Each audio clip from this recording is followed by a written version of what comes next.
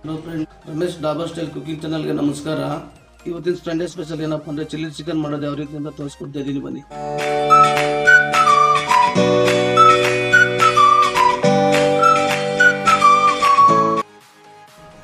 Hello friends, ನೋಡಿ chicken ಅರ್ಧ K G ತೊಗೊಂಡಿದ್ದೀನಿ. 2 ಸ್ಪೂನ್ ಮೈದಾ, 2 ಸ್ಪೂನ್ ಕಾರ್ನ್ಫ್ಲವರು, ಸಾಲ್ಟು, ಈರುಳ್ಳಿ 1, ಮೆಣಸಿನ್ಕಾಯಿ 8, chilli sauce 1 spoon, soya sauce 1 spoon, black pepper 1 spoon, white pepper 1 spoon, chilli powder 1 spoon, ಕೊತ್ತಂಬರಿ ಸ್ವಲ್ಪ cut ಮಾಡಿ ಇಟ್ಕೊಂಡಿದ್ದೀನಿ, ಶುಂಠಿ ಬೆಳ್ಳುಳ್ಳಿ ಪೇಸ್ಟ್ 1 ಸ್ಪೂನು, ಕ್ಯಾಪ್ಸಿಕಮ್ 1 ದಪ್ಪದು ಇದೇ ರೀತಿ ಕಟ್ ಮಾಡಿ ಇಟ್ಕೊಂಡಿದ್ದೀನಿ ಫ್ರೆಂಡ್ಸ್. ನೋಡಿ ಫ್ರೆಂಡ್ಸ್, ಚಿಕನ್ ಇವಾಗ ಮಿಕ್ಸ್ ಮಾಡ್ತಿದ್ದೀನಿ. ಸ್ವಲ್ಪ 1 ಚಿಟಿಕೆ ಉಪ್ಪು ಹಾಕಬೇಕು ಕಲಿಸ್ಬೇಕಾದ್ರೆ. ಕಾರ್ನ್ಫ್ಲವರ್ 2 ಸ್ಪೂನ್ ಹಾಕ್ತಿದ್ದೀನಿ.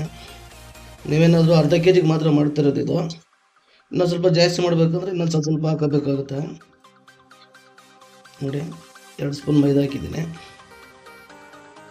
ಇದನ್ನು ಚೆನ್ನಾಗಿ ಕಲಿಸ್ಕೊಬೇಕು. ಸ್ವಲ್ಪ ನೀರು ಜಾಸ್ತಿ ಹಾಕ್ಬಾರ್ದು.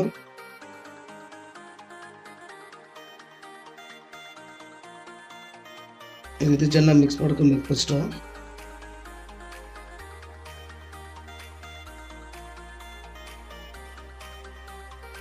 ನೋಡಿ ಆಯಿಲ್ ಚೆನ್ನಾಗಿ ಬಿಸಿಯಾಗಿದೆ. ಚಿಕನ್ ಹಾಕ್ತಿದ್ದೀನಿ.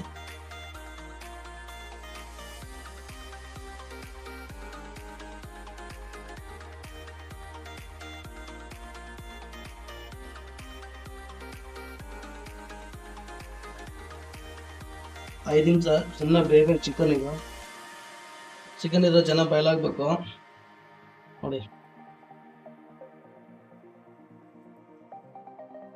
ಚೆನ್ನಾಗಿ ಬ್ರೌನ್ ಕಲರ್ ಬರಬೇಕು.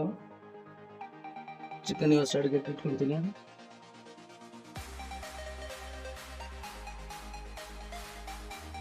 ನೋಡಿ ಫ್ರೆಂಡ್, ಚಿಲ್ಲಿ ಚಿಕನ್ ಮಾಡಿದ್ರೆ ತೋರಿಸ್ತಿದ್ದೀನಿ. ಇವಾಗ ಆಯಿಲ್ ಒಂದು ಅರ್ಧ ಬೌಲಷ್ಟು ಹಾಕಿದ್ದೀನಿ. ಹಸಿಮೆಣಸಿನ್ಕಾಯಿ ಕಟ್ ಮಾಡಿ ಸಣ್ಣದಾಗಿ ಕಟ್ ಮಾಡಿ, ಒಂದು ಈರುಳ್ಳಿ, ಕ್ಯಾಪ್ಸಿಕಮ್ಮು, ಚಿಕನ್ ಚೆನ್ನಾಗಿ ಫ್ರೈ ಆಗಬೇಕು.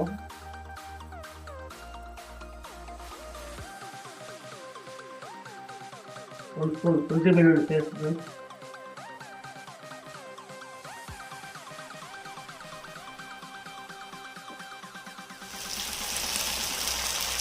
ನೋಡಿ ಈರುಳ್ಳಿ ಕ್ಯಾಪ್ಸಿಕಮ್ ಸ್ವಲ್ಪ ಬಾಯ್ಲಾಗಿದೆ.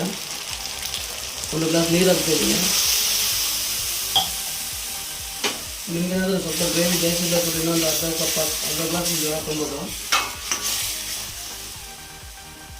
1 ಸ್ಪೂನ್ ಉಪ್ಪು ಹಾಕ್ತಿದ್ದೀನಿ.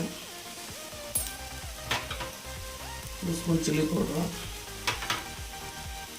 1 spoon white pepper, 1 spoon black pepper,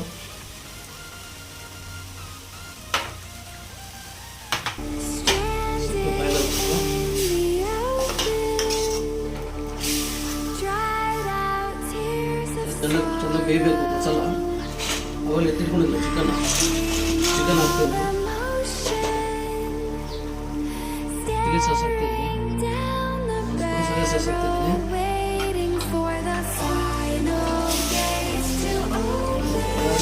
ಚೆನ್ನಾಗಿತ್ತು, ಬಾಯ್ಲಾದ್ರೆ ಸೂಪರ್ ಆಗಿತ್ತು. ಡಾಬರ್ ಚಿಲ್ಲಿ ರೆಡಿಯಾಗಿರುತ್ತೆ.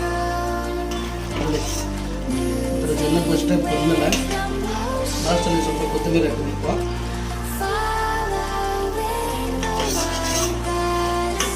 ಬಿಸಿ ಚಿಲ್ಲಿ ಚಿಕನ್ ರೆಡಿ ಆಗಿದೆ.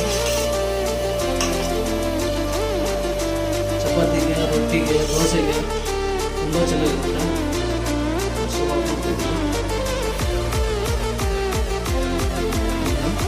ಬನ್ನಿ ಚಿಕನ್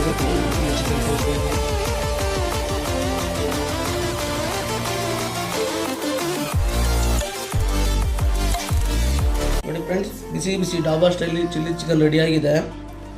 ನೀವು ಇದೇ ಥರ ಒಂದು ಸಲ ಟ್ರೈ ಮಾಡಿ, ಮನೆಯಲ್ಲೇ ಟೇಸ್ಟ್ ಮಾಡಿ, ಕಮೆಂಟ್ ಮಾಡಿ, ಸಬ್ಸ್ಕ್ರೈಬ್ ಮಾಡಿ. ಇದೇ ಥರ ಚಪಾತಿಗಾಗಲಿ, ದೋಸೆಗಾಗಲಿ, ಪೂರಿಗಾಗಲಿ ಸೂಪರಾಗಿರುತ್ತೆ. ನೀವು ಒಂದ್ಸಲ ಇದೇ ಥರ ಟ್ರೈ ಮಾಡಿ, ಕಾಮೆಂಟ್ ಮಾಡಿ, ಬೆಲ್ ಬಟನ್ ಕ್ಲಿಕ್ ಮಾಡಿ ಫ್ರೆಂಡ್ಸ್. ವಂದನೆಗಳು.